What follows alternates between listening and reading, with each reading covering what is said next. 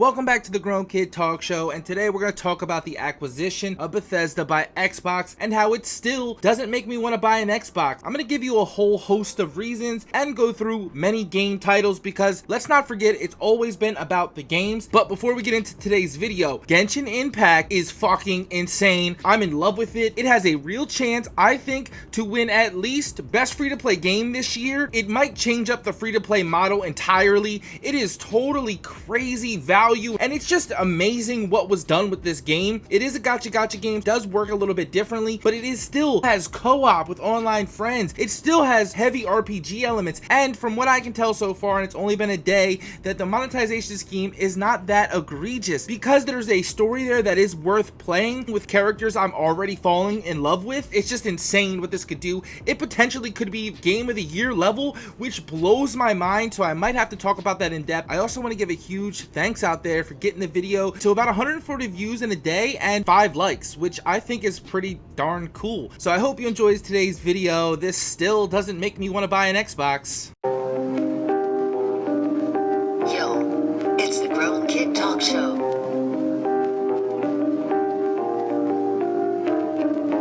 Yo, it's the Grown Kid Talk Show.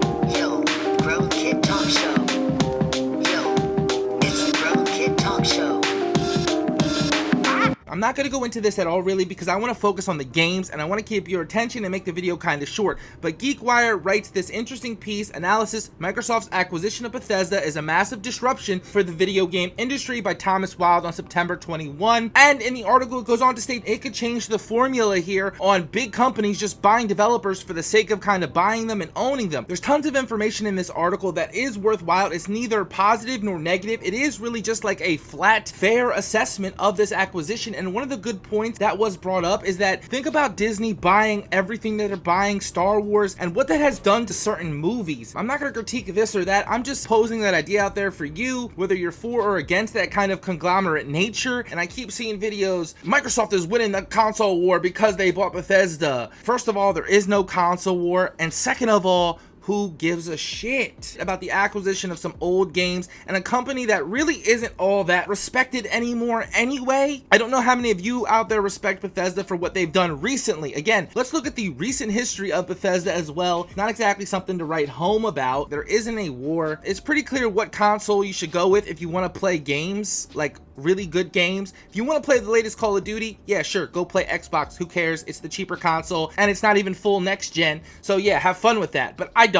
Personally, I don't. So I'm really just tired of seeing those headlines that this is huge, this is a big acquisition. It is a big acquisition. So like I said, go check out that article. The next thing I want to talk about, the Xbox Game Pass is primarily for old games. I don't want you to get that confused. The upside being that you can play new titles at their launch, or so they say right now. I have not fully bought into that idea, and it's damn sure not going to make me buy a console. I argue that it threatens to ruin gaming. One reason being, and my main one, is that look at the quality of games shown at that Xbox event. They were all last gen quality. There was nothing really there AAA. Nothing even looked at the level of any of the PlayStation reveals. Honestly, I'm talking about quality. And if you don't believe me on the quality, then maybe this will help. If the Xbox Game Pass wants to be like Netflix, which I agree is a great idea conceptually, but I ask you, how long did it take for Netflix to get to the level they're at today? Now, I'm not saying and knocking Netflix because it's a great service. I'm just saying, how long did it take? So if you're expecting Xbox Game Pass to come out the gate and be like how Netflix is right now,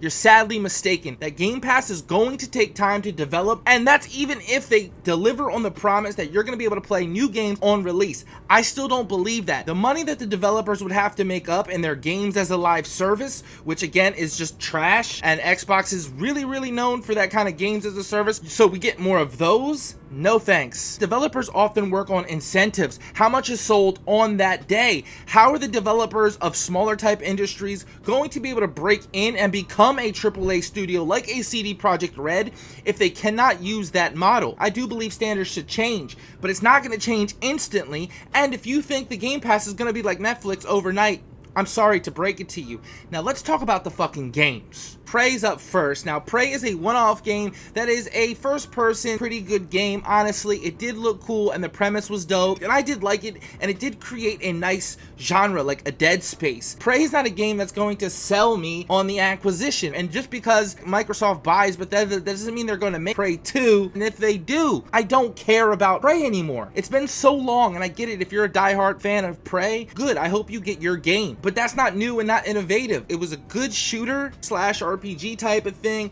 and you're gonna see from this list, I think people are banking on way too heavily of these old games. I don't care about these old games. I love Evil Within. I'm not gonna lie to you, I'm pissed that they still haven't made a third one. And yeah, would I be hoping that with the acquisition or maybe forced to make an Evil Within? Now, I would love the Evil Within 3 to end the trilogy. That is the end of the trilogy, and I don't want an Evil Within 4. I want you to finish the story and give it to me because I think it's there, and I do genuinely like the Evil Within. This is probably the only game on this list we're gonna go through that I actually really enjoy, that was really fun, creative. It had the horror elements, same with Prey initially, except with Prey, it all got kind of stale and old and muddied towards the end, whereas the Evil Within 1 and 2, it kept picking up and it kept getting better and more engrossing. So the Evil Within is really dope. Again, I'm just talking about the games, kind of forget the acquisition, I'm just talking about the games in the acquisition. The Evil Within is dope, and Prey is who cares anymore. Speaking of who cares anymore, Wolfenstein. Okay, again, a shooter. Wolfenstein is like Resistance, Lost Planets, Dead Space, which Dead Space I really want to remake, that's off topic, but it's like that vein. Like, it had its time in its trilogy, it came, it went, and not for nothing, Youngblood was absolutely trash from what I heard. I didn't play it, but I see the reviews, I've seen people talking about it. Wolfenstein Youngblood is trash. Again, I ask you, is that something that makes you want to buy an Xbox? Is that something that makes you care about this acquisition at all in terms of the games? You're going to make Wolfenstein 4? Again, it's going to be more of the same. In fact, I would argue don't make that game. You try to scratch off Youngblood from memory, but just let it go. Now, I know people are going to kill me for my Doom take here, but Doom is a one-trick pony. Yeah, I said it, a one-trick pony. And I'm not a big Doom fan. However, I did play the rebooted Doom that came out a few years ago. I didn't play Eternal, though I heard that was better, and I understood what the hype was about. The music, the high action, the high octane, but it was very simplistic in what it was doing, and it didn't innovate at all in terms of gameplay. That's for damn sure. You played one Doom, you know the story of Doom. Doom isn't Half-Life here. I'm sorry to say that. Do I want to see Doom go into the future? No, not really, because I want to see some of these old franchises die off and make room for new IPs. That was the thing here, new IPs. And there is one new IP I am kind of excited about, I guess you could say, but Doom damn sure isn't one of them. And yeah, Dishonored is another one of those I don't care about. Dishonored is to Wolfenstein as Wolfenstein is to Prey. They're all in the same category. They are older games that I don't care about anymore. You've either missed the chance to make a sequel, which in some cases happened. Did anybody play the standalone sequel to Dishonored 2? I know I didn't, because I didn't really care for it enough to do that, but at the time when I did play it, it was a good game. I'm not knocking that for what it was, but I damn sure don't want to see it moving forward to the future. Dishonored, again, gets a who the fuck cares. Now let's get to Fallout and the trash that is Fallout. Does anyone remember a game called Fallout 76? That is their most recent title, and it is absolute garbage. And you were lied to by Todd Howard multiple times, but you still ate up his shit every time he took one. Fallout has been on a downward trajectory for a while. People consider Fallout New Vegas being their favorite or one of the best.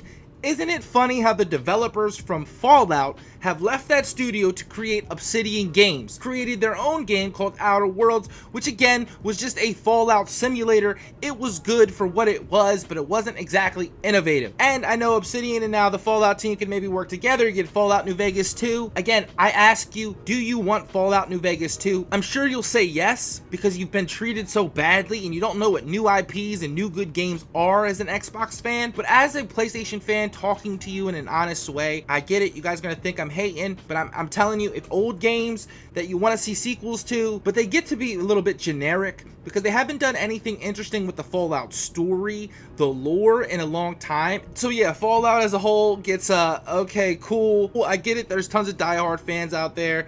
Fine, whatever, do you, everybody has their thing, but it's, again, who the fuck cares? What we do care about is Starfield, however. I myself am very intrigued in Starfield, and I'm hoping more than the others that this game will actually get pushed up heavily into development, and we may get to see this game and get this game because I like the idea. It's new, it's fresh, it's interesting, and Starfield is a definite big win for Microsoft, and not to mention that is the only new IP on this list. So Starfield, hopefully something good comes of this acquisition and we can get that game, all of us. And the biggest one, Elder Scrolls. It is undeniably the biggest one, and yes, that teaser from however many years ago is still really the only thing we've gotten. Now, I do want to see the Elder Scrolls, but again, just like the people with Fallout, people have left this studio from some of the older Elder Scrolls that were really like the good ones that people really consider. Skyrim, to hardcore fans, wasn't that good, but Skyrim was a massive success.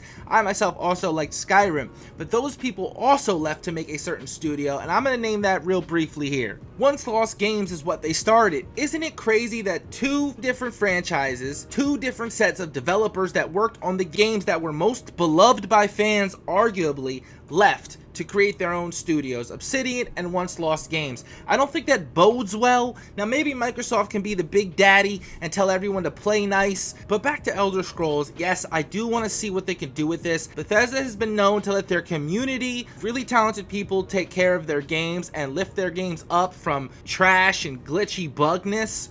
So I really want to see an end to that kind of thing. Put in developer tools for them if you want to go that route, but just don't release shit. I'm hoping that the Elder Scrolls 6 fills in this world and this lore a lot better than Skyrim, because you had a lot of new players with Skyrim who are into that world and into the lore and stuff, but they weren't able to play the other games. So hopefully 6 is now, you're getting some lore and world building here going on, because it is the same world. So the lore mishaps cannot be excused any longer. In the Elder Scrolls 6, I'm expecting a lot more than what I got in Skyrim. And with how long it's been in development, that should happen. So Elder Scrolls still kind of gets a okay from me as something I want to see, as it is a big IP AAA. And that rounds off the game portion of the video. I really want to hear what you think about these franchises from Bethesda. Which ones do you want to see moving forward? Which ones don't you care about anymore? Which ones are you sad that they didn't take to the next level? I know this sounds like a hate video, but I'm just giving you my opinion on their games. And their games right now are very subpar. There was a time when Bethesda was heralded as one of the best companies, but that's not true anymore. And the longer you hold on the past, the harder it is for you to see the brighter future. I know I talk a lot. I know I talk a lot. I know I talk a lot. I know I talk a lot. I'm the grown kid, and I catch you back in another video.